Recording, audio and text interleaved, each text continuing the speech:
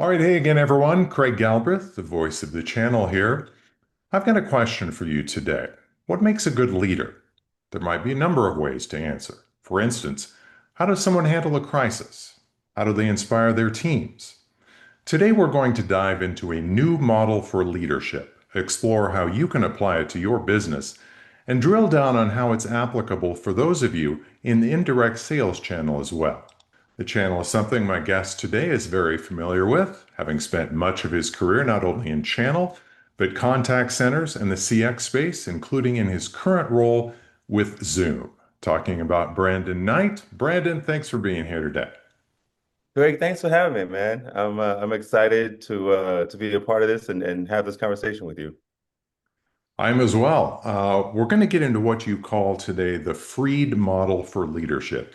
In fact, Yeah. you've authored a book about it that is going to be available on April 14th. It's called Freed hmm Your Mind, the leadership model for the AI era. Got to say, I read it, personally got a ton out of it, so I'm looking forward to this.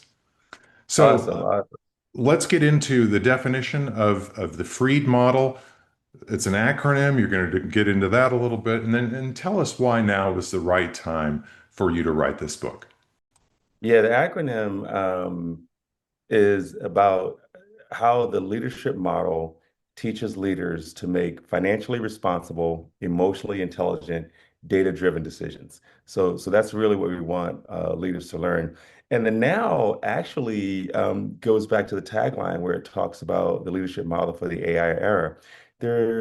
We know AI is driving technology change, but it's also driving a bit of a divide amongst the humans that we want to use this technology. I mean, whether they embrace it or fear it, it has created a divide. And whenever there's a divide amongst your labor amongst the human beings, then to me that's an opportunity to lead. That's an opportunity for leadership to kind of step up. So that's why now is the time to do this. All right, so Brandon, you open with a story of when you were a young businessman, made a pretty significant mistake, and the CEO had a somewhat surprising way of handling this. I got to admit, I know you turned out okay, you became very successful, but reading this, I was even getting a little anxious about it, maybe a little bit nervous. I'm wondering how that experience, and you don't have to get into the whole thing because you may want to save some of that for folks reading the book. But how did an experience like that shape the leader you've become today? Yeah, it's a very interesting experience. It happened very early on in my career, but as you stated, it was very impactful. Both the mistake I made and the lesson I learned were very impactful, and I wanted to include it in the book, not just in the leadership model, because I think it's important for leaders to show vulnerability, show we're human. We may have a title, we may have reached a certain level within a business, but we're still human. This particular lesson, the CEO taught me two very important things, and I call it perspective and people. The first lesson I got from him is with the myriad of people that were in the room, and it was absolute chaos by any estimation because of the magnitude of what had happened, what I had done. There was absolute chaos in there, people trying to figure this stuff out. And the CEO was kind of bent over his desk a little bit, looking at the things, and he was assessing, and figuring out what he wants to do, but he was not a part of the chaos. That was the thing that stuck in my mind after the fact.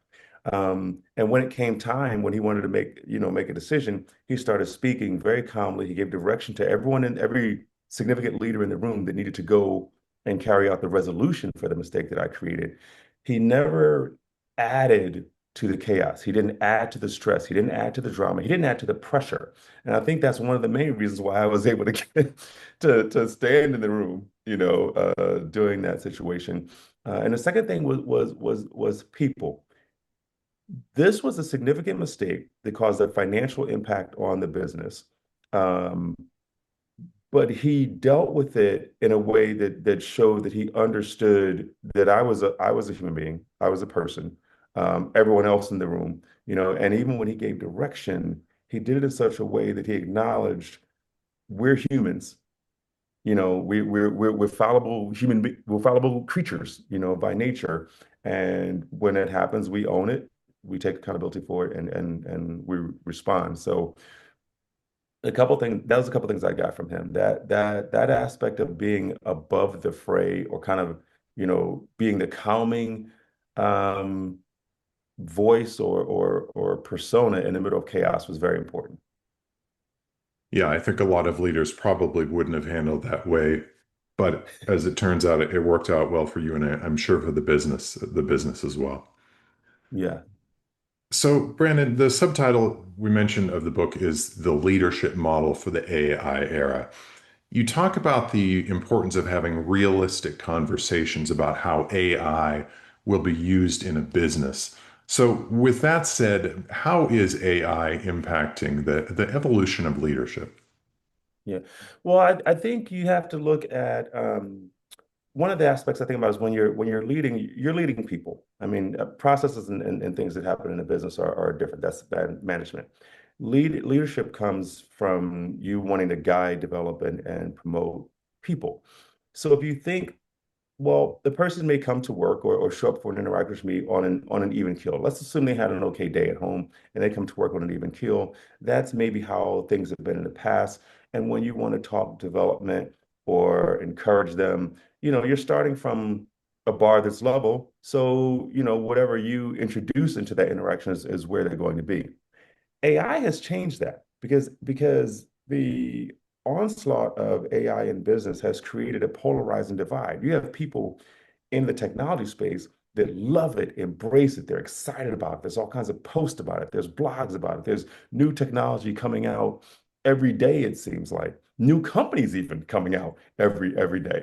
And then you have the people that are not as savvy, maybe a little bit removed from it.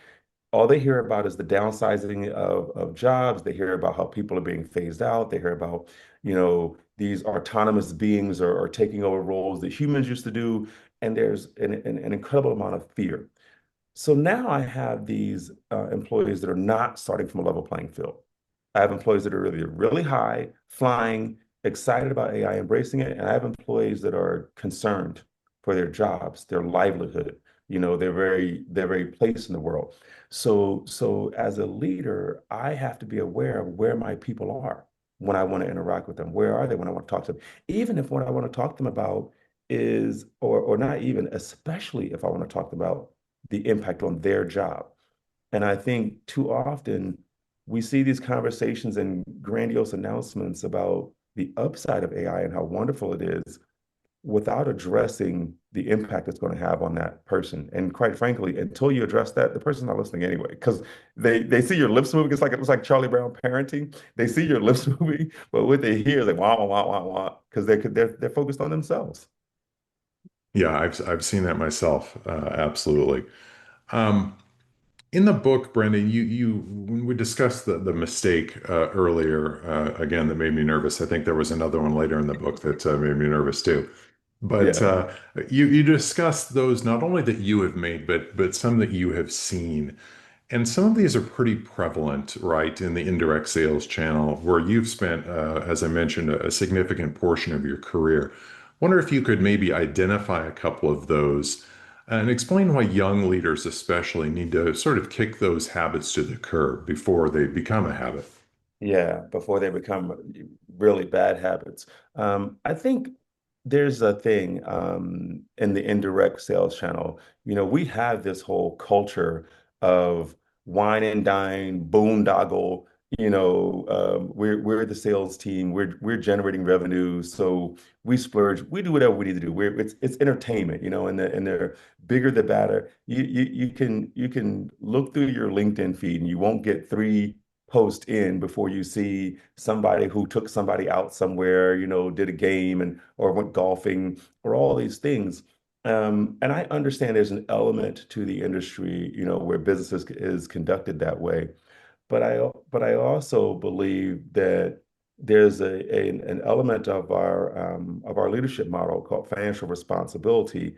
And I'm going to say it this way because I don't think the channel is financially responsible as it could be. I'll say that, and that's probably the nicest way I can put it. I'll say there's some opportunity there for us to be more responsible, for be more aware of how these individual things impact it. And also from the other side, I've talked to a significant number of trusted advisors, partners who who are aware of it. And they're ironically, some of the better ones are almost offended by it.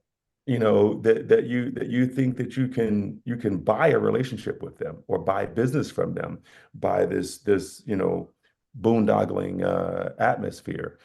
So I think there's some opportunity there for us as an industry to be more financially responsible and honestly more emotionally aware, of our surroundings. That it's a there's opportunity for us to be more aware of the individuals that we're interacting with.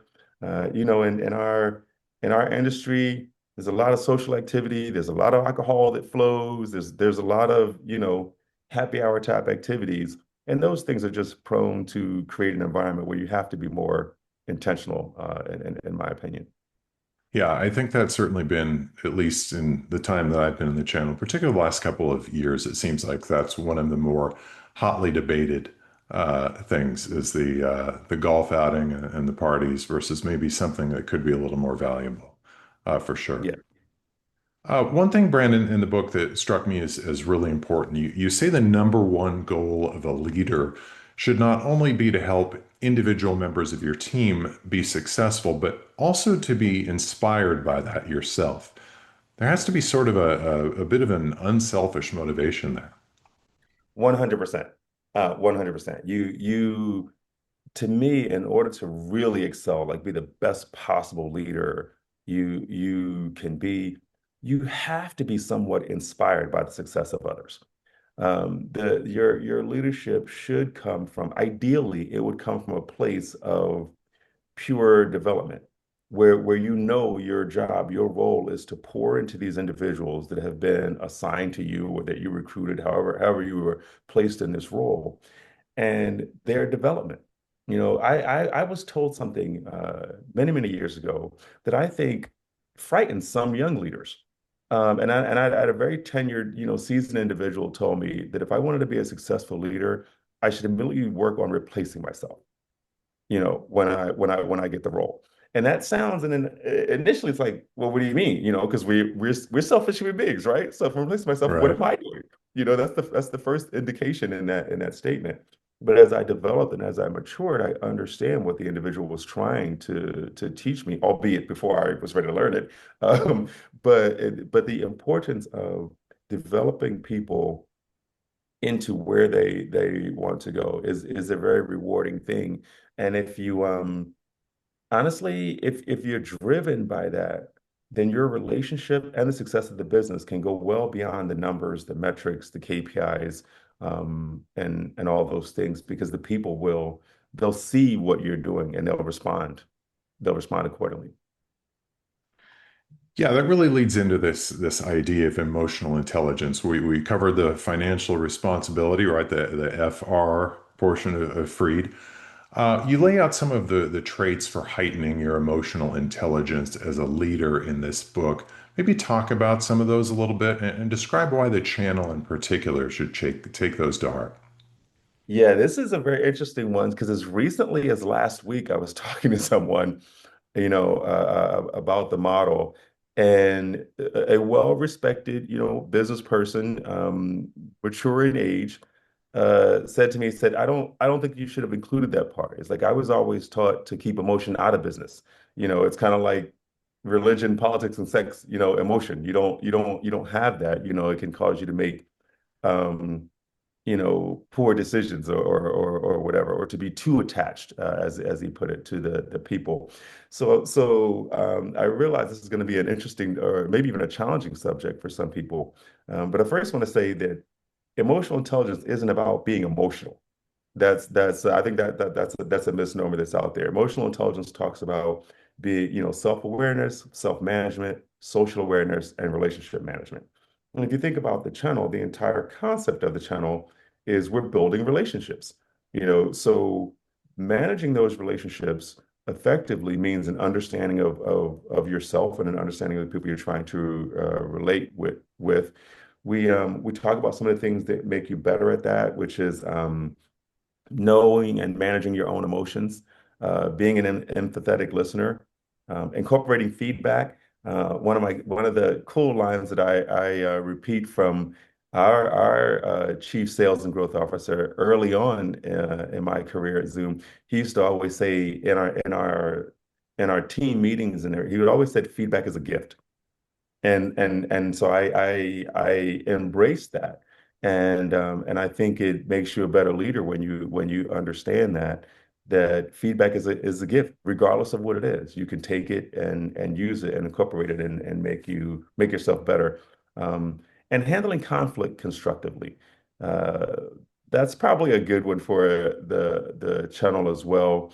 Um, we have when you're the indirect sales channel, you're dealing with vendors sometimes that have direct salespeople. You're dealing with customers who think they don't need somebody to tell them what to do. They already know what they want, so understanding the emotional intelligence necessary to handle that conflict constructively, because you actually all have the same goal.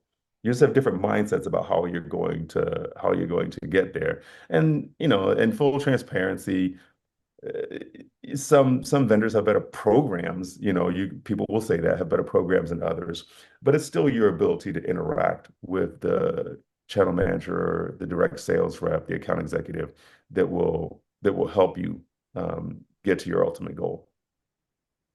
Yeah, I love that you brought up channel conflict and brought that into the fold. Brennan, ultimately, this book, right, is about making better decisions by implementing the Freed leadership model. You've got these three key principles at the core. You've got they all start with I, so that makes it easier for me. Yeah. Inspire, influence, and instruct. So tell our partner audience and anyone else watching why it's so important to keep these principles really top of mind almost on a daily basis if you're a leader. Yeah, and I like the top of mind thing because it implies intentionality, and that's what I wanted in the book. And the reason I want leaders to be intentional about inspiring and influencing is because you're doing it anyway, whether you want to or not. And the reason I say that is because as a leader, the spotlight is on you. Your people are always watching you. In meetings, they watch you, in brick and mortar places. They watch how you interact in the hallways with people, even on your social media platforms. They're looking to see how you interact, how you behave, and you are influencing them. You're either influencing them in a positive way, or you're hindering them, depending on how you handle the interactions. So I think it's important to have it top of mind and think about that in your interactions. Think about that when you want to talk to a team member or a peer about a situation. Think about the result of that interaction. Is the result of that interaction going to positively inspire them? Or are you going to emotionally lose them for a few hours because of how you handled it? Those are the options, quite frankly. So you should be aware of them. Yeah, I think that's so important to not leave work at the door at 5 o'clock, so to speak, in terms of how you present yourself as a leader, because Yes. you should know that everyone is still watching you, or at least keeping an eye on you. Yeah, Um, that's true. Brendan, let's just narrow it down. If people read the book, if they watch this video, they've only got room in their brain for one thing to take away from what we've talked about, or what they read in the book. What would that be? Oh my gosh. For me, actually, that's one of my mantras, and that is understanding that leadership, even free leadership, is a practice. It's not I read the book, I got it. I have a degree, I got it. I have a title, I got it. No, leadership does not work that way. It is an evolution. The reason I liken it to a practice is because I think of doctors, lawyers, they have a practice. They go to school, they get an education, they get a degree, but then they have to continually change as their industry changes. And the best part about it is great physicians and great attorneys will use their past experiences, their past patient experiences, and their past cases to alter how they behave and to incorporate that knowledge to make their next experience better. And that's what I think. If you don't take anything away from the takeaway that this is a practice, and it doesn't hurt to have some people support you through the practice. We know the phrase iron sharpens iron, right? So it's good to have a peer group that can support you through your practice. All right, before I let you go, Brandon, we're going to talk about this event you've got coming up on Yeah. April 14th, right? And I got to make sure you show us a copy of the book. Yeah, I was gonna say, Um, yeah, we got this going on right here. okay, there it Yeah. is. It will be available for purchase on the 14th of April, and you're going to have an event right in Las Yes. Vegas, and you're inviting some of the channel community to attend. Of course, Yeah. they're going to be there at that time for the Channel Partners Conference and Expo. Tell us about it. Yeah, yeah, absolutely. I tried to make it convenient for my peer group and the audience in the channel. So we are conducting it in conjunction with the Channel Partners Expo in Las Vegas. The venue is the Clark County Main Library. It's a 5-minute drive at most from the Venetian. It's at 5:30 on April the 14th. It's an opportunity to get the book, of course.